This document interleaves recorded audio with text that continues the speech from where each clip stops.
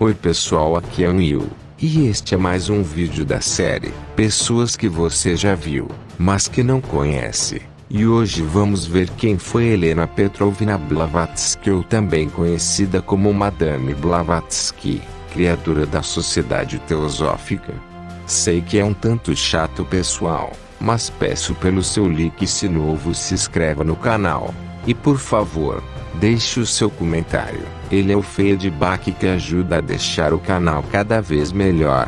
E deixando a mendigação de lado, vou deixar o vídeo rolando e retorno no próximo vídeo da série para acompanharmos a vida de pessoas que já vimos por aí, mas que não conhecemos.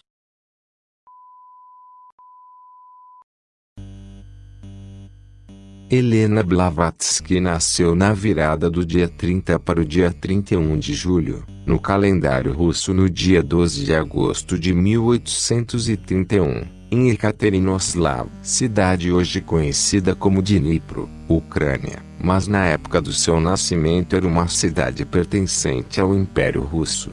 No final do século XIX, uma série de grupos de sinais ocultos surgirá no mundo ocidental, que serão ocultos e terão uma grande influência na vida e nas políticas da sociedade. Helena Petrovna Blavatsky será uma das principais figuras dessa corrente esotérica. Aristocrata russo de origem germânica, suas ideias estranhas inspirarão a doutrina teosófica que terá tanta influência na elite cultural do NSDAP, Partido Socialista Nacional dos Trabalhadores Alemães, ou conhecido por muitos como Nazi, Partido Nazista. Muitos hierarcas do regime de Hitler eram teosofistas reconhecidos. Essa corrente seria base e inspiração no século XX do movimento Nova Era. A vida de Helena caracterizada por fraude e engano, projetada para construir uma reputação de professora espiritual, que lhe permitiria tirar proveito da ingenuidade dos outros. Helena desde cedo se interessou pelo esoterismo, lendo alguns trabalhos da biblioteca pessoal de seu bisavô que começou a alvenaria no final dos anos século XVIII. Em sua casa natal, ela passou a ter experiências em transe com o que chamava de espíritos. Ela estava extremamente nervosa e sensível, falou em voz alta, e às vezes encontravam sonâmbula nas partes mais remotas da casa e a devolviam à cama, dormindo profundamente. Em uma noite, quando ela tinha apenas 12 anos, eles sentiram sua falta em seu quarto e, dado o alarme, foram procurá-la, encontrando-a caminhando por um dos longos corredores em uma longa conversa com alguém invisível a todos, exceto para ela. Aos 16 anos, e para ganhar uma aposta, ela seduziu um general do exército de 40 anos chamado Nikifor Blavatsky, de quem ela usaria o sobrenome. O objetivo de Helena com este casamento era alcançar a independência de seus pais, mas ela nunca consumara sua união conjugal porque tinha uma anormalidade sexual no útero que a impedia de ter relacionamentos com um homem. 3 meses depois, ela fugiu a cavalo para se refugiar na casa de seu avô Tbilisi. Por vários anos, ela afirmaria ter viajado pelo Egito, Turquia, Grécia, México, Índia, Inglaterra, Canadá e Europa, onde entrou em contato com várias pessoas ligadas ao esoterismo e à maçonaria. Ela alegou ter estudado por 7 anos com os Mahatmas, professores, da Índia.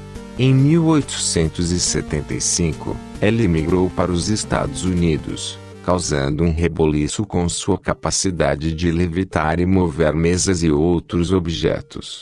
Em Nova York, ela fundou a Sociedade Teosófica junto com o coronel Henry Ocult e o advogado William Coan. Sua ideologia logo se espalhou pelos Estados Unidos, Inglaterra, Alemanha e Índia, país para onde viajou e onde estabeleceu a sede de sua seita em 1879. Por ser uma médium vulgar, ela continuou afirmando que, durante suas viagens ao Tibete, havia entrado em contato com espíritos que guiavam sua vida através de mensagens e cartas. Na Índia, Ele permaneceria até 1885, a fim de dotar suas teorias de um acentuado orientalismo. Lá ela encontrará Alfred Percy Sinnett, editor do jornal oficial do governo da Índia Pioneer, ou Pioneiro, um contato que seria muito importante para Blavatsky e a sociedade teosófica. Helena começa na maçonaria atingindo o grau de princesa coroa, o mais alto grau na adoção da maçonaria do rito Memphis e Mizraim. Em 1887, ela fundou a revista Lucifer, onde se falou do advento do anticristo para estabelecer uma nova ordem mundial. Em 1891, ela morreu sozinha em Londres, abandonada por todos os seus seguidores. Em sua estada na Índia, ela escreve Isis Sevel, onde descreve os detalhes de uma religião de sua própria invenção. Como outros criadores de religiões, como Joseph Smith, fundador dos Mormons, seu trabalho é composto de um grande número de plágios de religiões pagãs, gnose, crenças esotéricas e espirituais, às quais Blavatsky atribuirá um caráter sobrenatural. Neste livro, ela descreve o desenvolvimento das ciências ocultas, a natureza e a origem da magia e as raízes do cristianismo.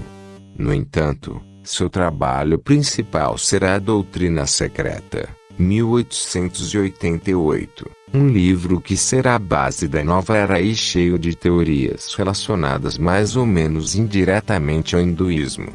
A obra tem um caráter marcadamente antissemita e anticristão. Nele, ela afirmará que o verdadeiro Deus era Satanás, Baal, o verdadeiro benfeitor da humanidade, e que o Deus do Antigo Testamento, conhecido por Jeová, não era outro senão Caim, o primeiro assassino. Blavatsky afirmou ter recebido uma revelação sobre a existência de uma civilização antiga que teria florescido no que é hoje o deserto de Gobi, mas que teria que ser abandonada para viver em reinos subterrâneos misteriosos. Neste volumoso trabalho de leitura pesada, ele descreve a evolução humana como uma queda do estado inicial da graça divina para o materialismo atual. Esse processo evolutivo ocorreria em 7 épocas, das quais 5 já teriam acontecido, enquanto as outras 2 ainda estavam por vir. Em cada uma dessas épocas, o ser humano progredia em uma série de raças, sendo uma delas a dominante, a base das raças da época seguinte.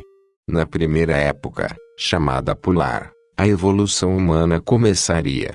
A Terra permaneceria ígnea enquanto a atmosfera era gasosa. A partir dessas substâncias, os senhores da forma construiriam o primeiro homem com corpo mineral. Na era hiperbórea, o homem passaria pelo estado vegetal, pois tinha um corpo denso e vital e uma consciência semelhante à do sono. Naquela época, o homem era bissexual e hermafrodita. A terceira época é a lemúrica. Nele, alguns arcanjos ou senhores da mente ajudariam o nascimento da individualidade. A força sexual construiria o cérebro para expressão do pensamento. Negros e raças selvagens com cabelos duros e manchados se formariam nesse momento. Na quarta época, o Atlante, as 7 raças seriam desenvolvidas nas quais a raça humana será dividida. Todos eles habitariam um suposto continente, agora desaparecido, chamado de Atlântida.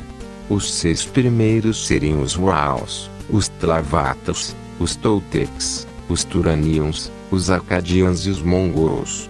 Para Blavatsky, essas raças teriam relações promíscuas com os animais, dando origem aos Atlantes, uma espécie de macacos gigantes sem significado no plano intelectual.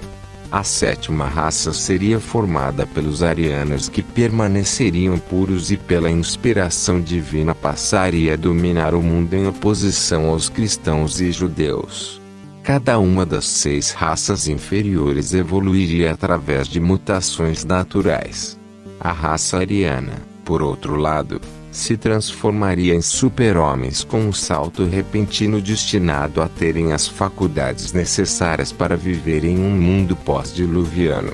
Os arianos perderam seus poderes mágicos sobre as forças da natureza e do desenvolvimento psíquico, adquirindo faculdades de desenvolvimento cerebral e uma inteligência superior às das outras raças sobreviventes descritas como inferiores em termos de suas más faculdades intelectuais e herança genética claramente defeituosa. Na quinta época chamada Aria, o homem conheceria o uso do fogo e de outras forças, cuja origem divina lhe fora intencionalmente escondida, para que pudesse usá-lo livremente. Como na época anterior, Blavatsky falará de 7 grandes raças que se sucederão no tempo e que, iniciadas nas artes superiores, dariam origem à mais excelente das civilizações. O primeiro seria o ariano, uma continuação dos melhores da era anterior e que daria origem à civilização indiana. Os babilônios, assírios, caldeus, persas, greco-latinos, celtas e teutônicos anglo-saxões seguiriam em ordem. Faltariam 2 corridas que viriam em um futuro próximo. Especificamente, a 6ª corrida seria gerada quando a precessão dos equinócios entrava no signo de Aquário no ano 2000. Somente então o Homo Noeticus, ou homem do conhecimento, surgiria. O restante das raças deve desaparecer em uma luta biológico-cósmica, pois, como diz Blavatsky, a extinção das raças inferiores é uma necessidade kármica. Atualmente, os seguidores da nova era acreditam que, graças à meditação e outras disciplinas espirituais, esta nova espécie Homo Noeticus, mais especificamente na Califórnia, pode estar sendo gerada, em oposição ao Homo sapiens considerado uma espécie em extinção. Toda a doutrina da nova era parece mergulhada em profundo racismo e antissemitismo. Blavatsky diria dos semitas e, mais especificamente, dos árabes que eles eram espiritualmente degenerados. Alice Bailey, seguidora de Blavatsky e principal ideóloga do movimento da nova era no século XX, afirma que os judeus vêm de outro sistema solar, os orientais e os negros vêm de outra raça-mãe, lêmures, e que as raças arianas ocidentais devem controlar o mundo, pois fazem parte da raça-mãe mais evoluída. A doutrina teosófica apresenta uma atitude hostil em relação aos cristãos e aos judeus. Apresenta um plano de rota a ser realizado na nova era, guerra de religiões, redistribuição forçada de recursos mundiais, iniciações luciferianas, iniciações planetárias em massa, campanhas de desarmamento, eliminação ou bloqueio de ortodoxias religiosas, incluindo a Igreja Católica como principal inimigo a combater. O horizonte da nova era é substituir todas as religiões pela religião do novo mundo que o Mestre do Mundo estabelecerá, unificando todas as religiões que prepararam sua chegada. Essa nova religião garantirá a instituição de uma nova ordem mundial que permitirá a hierarquia, os intermediários entre os professores e a humanidade, tomar o poder, abolir as fronteiras e estabelecer o desenvolvimento de uma consciência planetária e do governo mundial. Imagino que já devem saber de quem Helena Blavatsky está se referindo. Sim, o próprio Anticristo. Os símbolos eram uma parte muito importante da teosofia. Helena Blavatsky adotou um grande número de sinais de diferentes religiões, entre os quais se destacam o triskel, suástica com 3 braços, e a suástica. Este último se tornaria parte do emblema da sociedade teosófica. Ela mesma explica o significado do símbolo da suástica. Os 4 braços do X, ou cruz decussada, e a cruz hermética, indicando os 4 pontos cardeais, foram bem compreendidos pelas mentes místicas dos índios, brahmanes e budistas, séculos antes de se ouvir falar na Europa. Bem, esse símbolo é encontrado em todo o mundo. Eles dobraram as extremidades da cruz e fizeram dela sua suástica. Agora é um dos budistas mongóis. Ela implica que o ponto central não se limita a um indivíduo, por mais perfeito que seja, que o princípio, Deus, está na humanidade, e que a humanidade, como tudo mais, está nele, como as gotas de água no oceano, as quatro extremidades sendo direcionadas para os quatro pontos cardeais e, portanto, perdendo-se na infinidade. Poucos símbolos do mundo têm um significado oculto mais real do que a suástica. É simbolizado pelo número 6. O mesmo que este, aponta em sua exterioridade concreta, como acontece com a ideografia do números, ao zenite e nadir, norte, sul, oeste e leste, em todos os lugares em que se vê unidade, e essa unidade refletida em tudo e em todas as unidades. É o emblema da atividade de Foat, da contínua revolução das rodas e dos quatro elementos, o quatro sagrado em seu sentido místico, além do cósmico. Por outro lado, seus quatro braços, dobrados em ângulos retos, estão intimamente relacionados, como mostrado em outros lugares, com as escalas pitagórica e hermética. Helena Blavatsky. Os livros de Blavatsky foram rapidamente traduzidos para o alemão, alimentando as imagens de grupos ocultistas formados na Áustria e na Alemanha antes de 1910. Naqueles anos, havia a perigosa hibridização com o racismo goebbeliano, o antissemitismo de Chamberlain e o darwinismo social de Haeckel. Na Alemanha, foram criados inúmeros círculos intelectuais de seguidores do botanismo solar, que apoiaram ideias semelhantes às teosóficas e que reivindicavam tradições germânicas. Essas ideias ocultistas finalmente formaram o nazismo por meio de duas figuras de destaque, Guido von List e Lanz von Liebenfels, que são os iniciadores da corrente gnóstica conhecida como Ariosofia. E que eles serão uma reformulação nacionalista alemã das doutrinas teosóficas de Helena Blavatsky. As teorias de Blavatsky foram retomadas por Annie Besant, que as espalhou por todo o Ocidente.